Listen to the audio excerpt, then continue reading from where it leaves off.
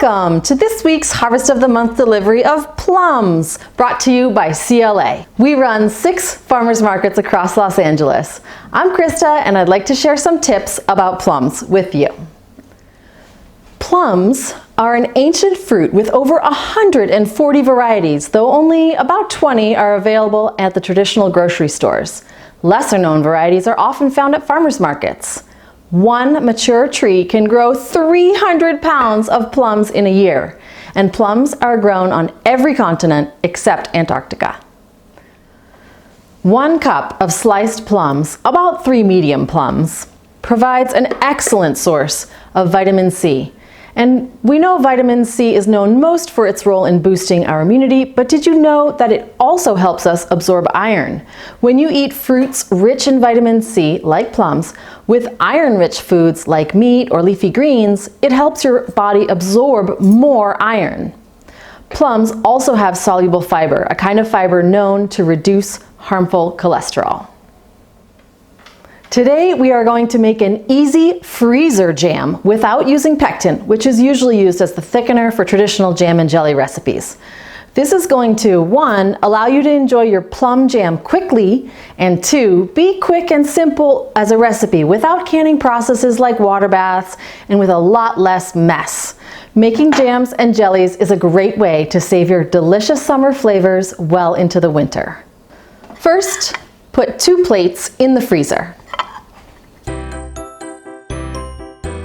Then you will need about 5 cups of chopped plums. You can keep the peel on, but make sure to take the pit out.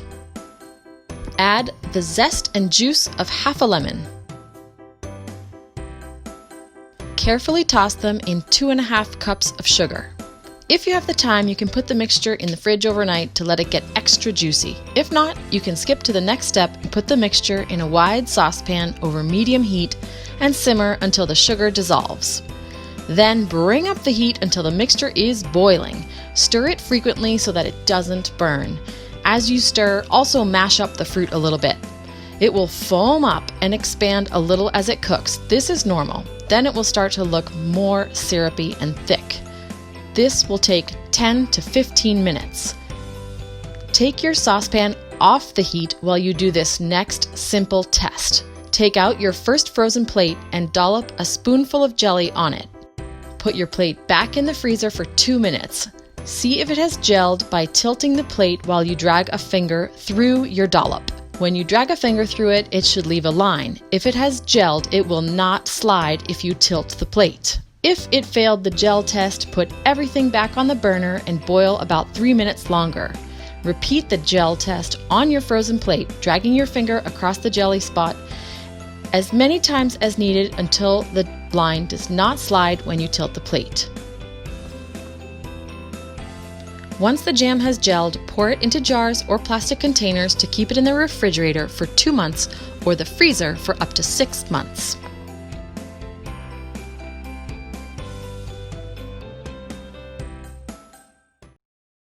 I hope you've enjoyed this week's fun tips and quick delicious recipe. I'll see you for next week's harvest delivery. Until then, enjoy your yummy plummy jam, and I hope to see you at a farmer's market soon.